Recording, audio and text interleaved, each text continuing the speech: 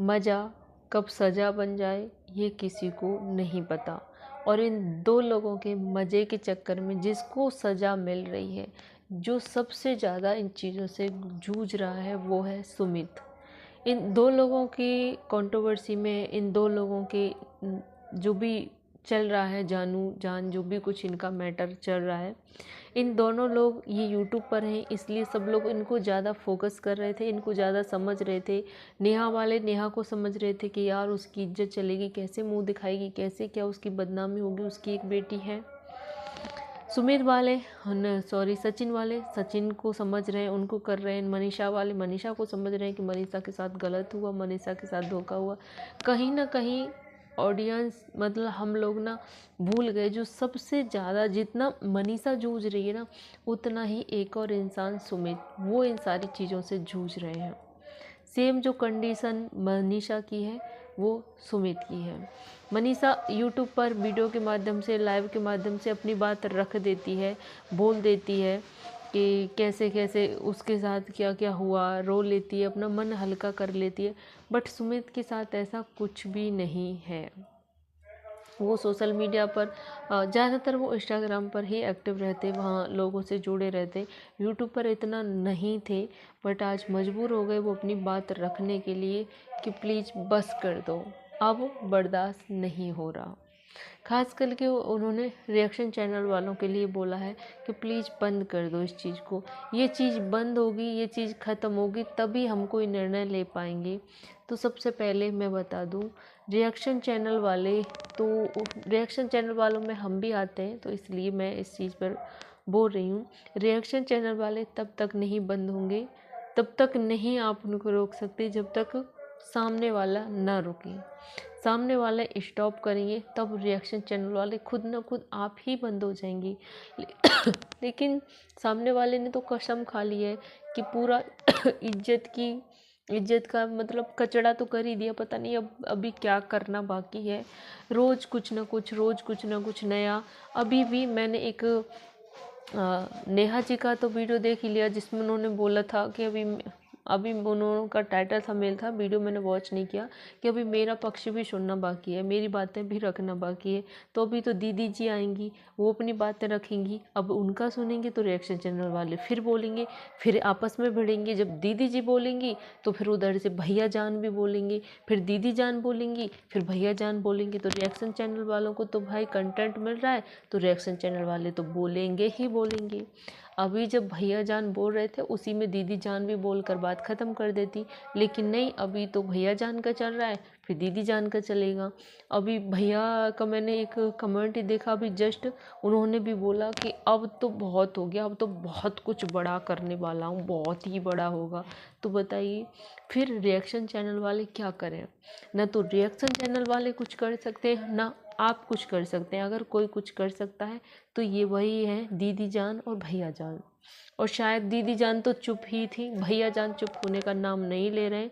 पता नहीं उन्होंने कौन सी कसम खाई है कि उनको क्या करना है और क्या करवा के दम लेंगे। वो जितना होना था, जितना इज्जत का कचड़ा करवाना था, जितना सामने वाले की इज्जत उतारनी थी, जितना जो आप सब कुछ कर चुके हैं और उनको उनके किए की सज़ा मिल रही है और हमेशा आजीवन मिलेगी।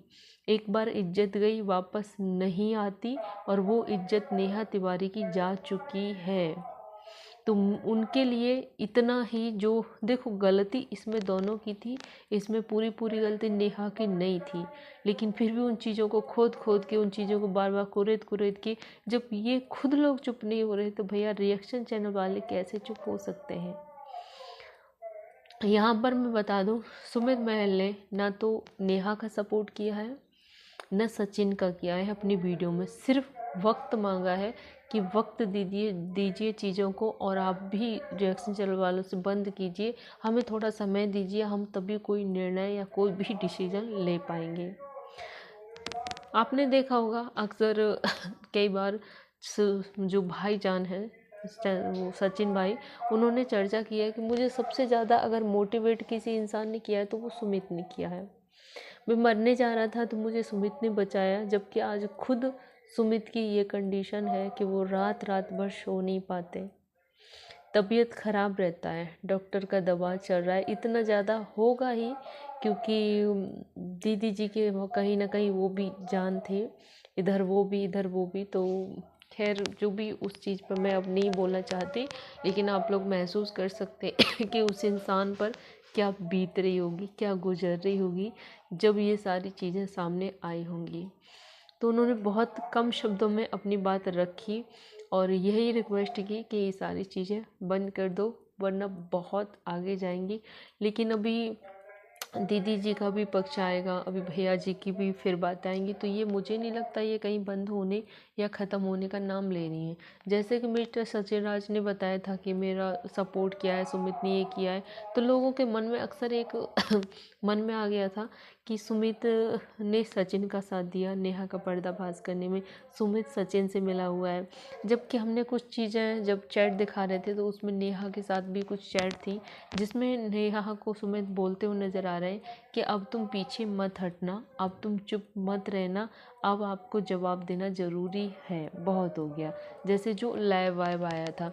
तो यहाँ पर सुमित ने ना तो नेहा का सपोर्ट करना, सचिन का सपोर्ट कर रहे हैं, और वो सिर्फ एक अच्छे और समझदार और नेक इंसान की तरह वो सिर्फ सच का सपोर्ट कर रहे हैं। उनकी जगह कोई और होता ना, शायद कब का वो इंसान टूट कर ख़त्म हो चुका होता, और शायद उसका जो सब्र है ना, सब्र की जो सीमा, जो सहनशीलता, वो ख़त्म हो चुकी होती, और पता नहीं वो किस हद तक अभी तक जा चुका होता।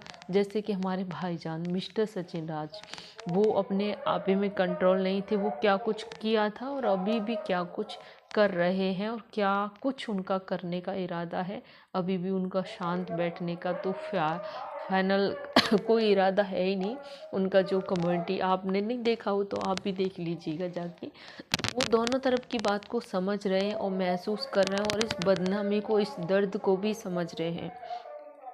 उन्होंने बोला, सुमित महल के दोस्त थे, उन्होंने भी बोला कि जो चीज़ से हमारा परिवार गुजर रहा है ना जो हमारे परिवार पर बीत रही है, वही सेम नेहा जी के परिवार पर भी बीत रही होगी, और वही सेम सचिन राज के परिवार पर भी बीत रही होगी। यहाँ तक कि उनको न किसी को लेके कोई गलत विचार है उनके मन में, न किसी को लेकर उनकी कोई सिंपैथी है। जो भी चीज़ें चल रही हैं अभी वो बहुत ज़्यादा डिस्टर्ब हैं, इसलिए कोई भी निर्णय नहीं ले पा रहे हैं। थोड़ा सा समय मांगा है, जो भी निर्णय होगा वो आप और हमारे बीच रखेंगे। आपको क्या लगता है? आप भी प्लीज़ अपनी राय ज़रूर देना। क्या सुमित महल को पता नहीं यार मेरा तबीयत कब ठीक होगा? क्या सुमित महल को नेहा से अभी भी शादी करनी चाहिए? क्या नेहा से को उन्हें अपनाना चाहिए? एक बात मैं बोलूँ ना, यहाँ पर सच्ची अपने दिल की बात बोल रही हूँ आज।